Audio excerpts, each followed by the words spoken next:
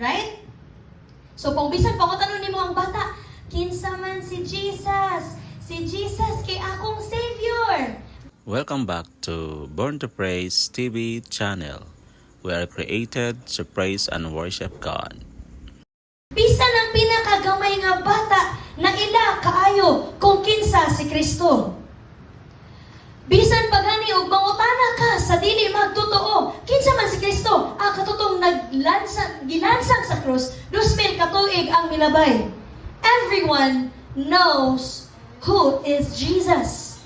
Tanan makaila og nakaila kung kinsa si Kristo. So ato nga usa-usahon no kung unsa ang attributes of Christ. Kung kinsa man jud si Kristo. These are just some of the attributes of Christ. Daghan kaayo mga igsoon ang pwede nga ma-describe ni Jesus biblically dinhi sa pulong sa Ginoo. There are countless of attributes that we could ever describe Jesus. O kini gamay ra gyud kaya ning akong nasunat dinhi.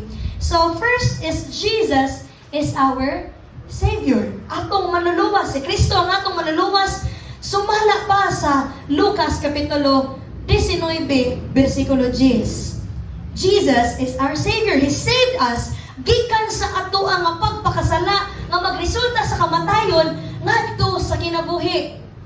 Muna si Kristo. Ikaduha, Jesus is light. Ato nga kahayag. Jesus is our light.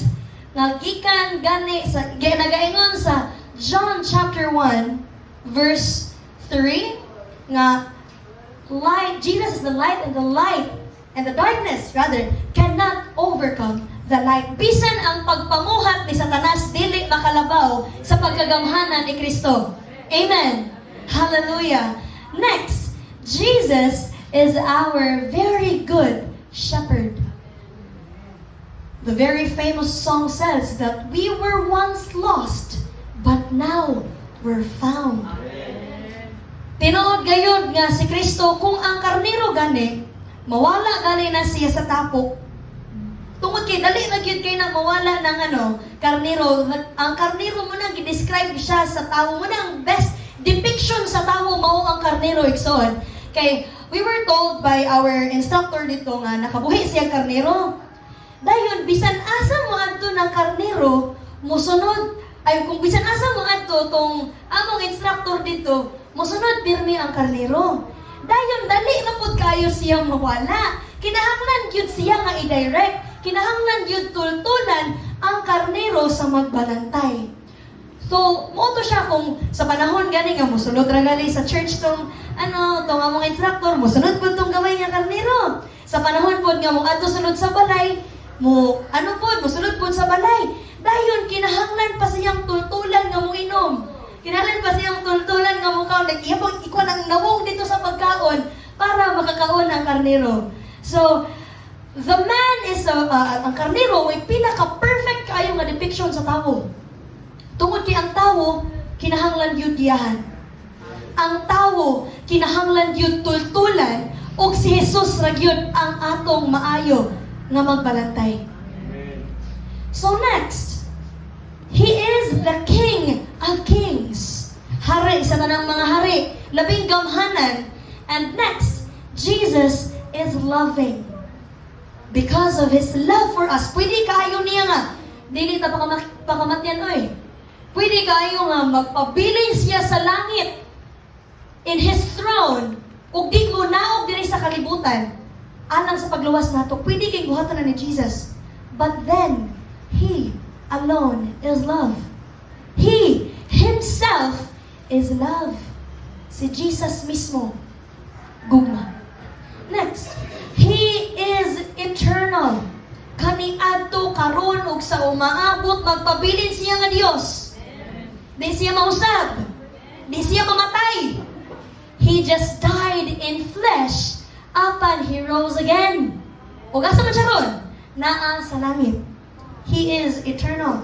Not like the other gods na ginamention sa uban, but the God that we're serving is eternal.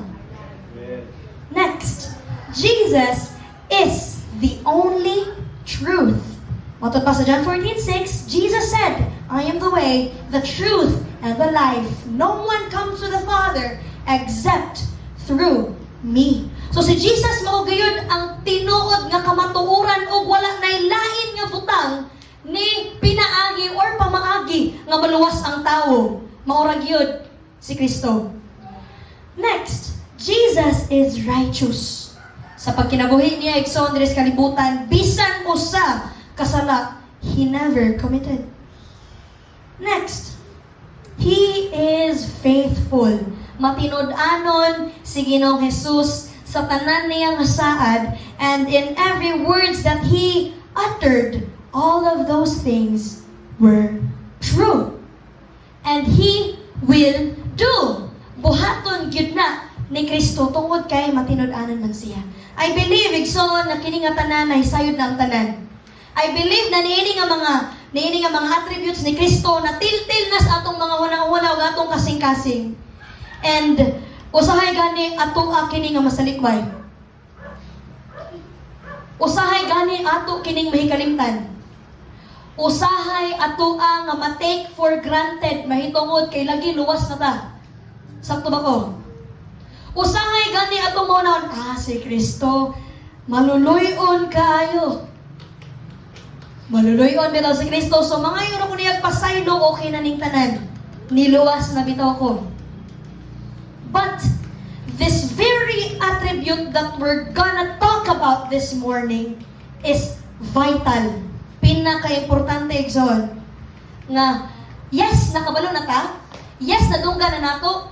Pero wala siya mahatagi og dako nga bilis sa usa ka Kristohanon. Wala siya mahatagi og dako kaayo nga kanang importansya sa kinabuhi sa usa ka Kristohanon tungod kay ang Kristohanon nagahuna-huna lamang nga ang Ginoo gugmara. Tungod kay ang usa ka Kristohanon naghuna-huna nga ang Dios manuloy-on lamang. Mupasaylo, mahigugmaon, manggihatagon, mag-aayo sa balatian. Maura na'y nahuna-hunaan sa usa ka Kristohanon apan kini nga attribute ni Kristo kanunay nahikalimtan. Mao ang pagkabalaan ni Kristo. Nga naman kining importante igsoon, the holiness of Christ. So what is holy from the first place? Unsa man ang balaan? Pero bitaw nga makanta, Holy, holy is the Lord God Almighty. Sige ta nga mag-awit-awit nga balaan ka nga Dios. Unsa man na? Unsa may buot pasabot gyud sa holy kay gi-require na ba gyud ang tanang Kristohanon nga magkinabuhi sa pagkabalaan. Amen. Gi-require na ba gyud nga ang tanan nga sumusunod ni Kristo must live in holiness and in righteousness. And how will we live in holiness if we do not know what that word is? Una, unsa man ang holy? Unsa man ang balaan? First, buot pasabot, it is set apart or separated. Gilain o lahi sa uban. Separated.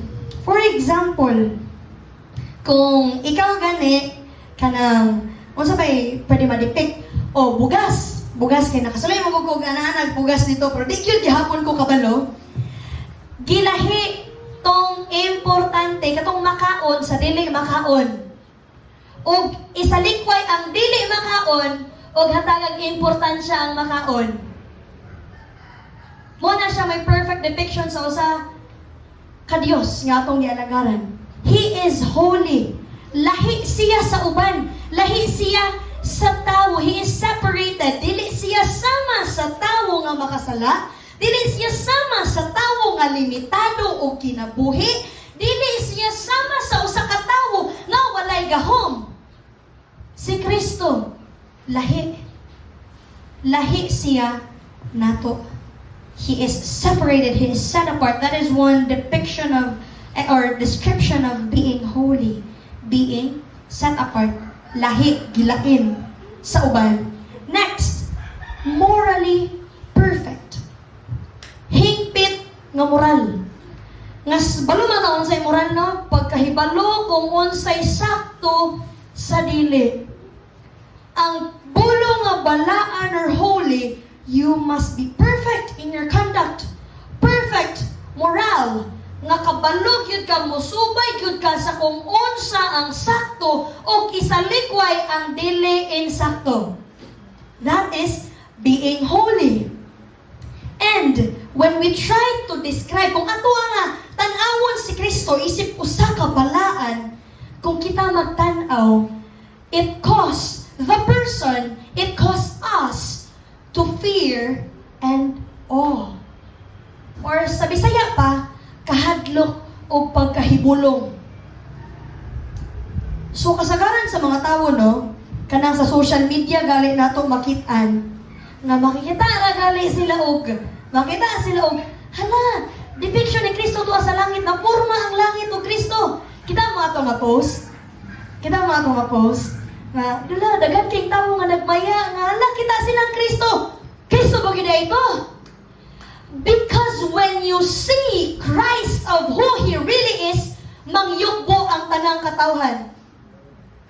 I'm telling you, the Bible describes daghan kaayong mga tao sa Biblia igsoon nga pagkakita nilang Kristo, nakita nila ilang kaugalingon nga labihan sila kahugaw.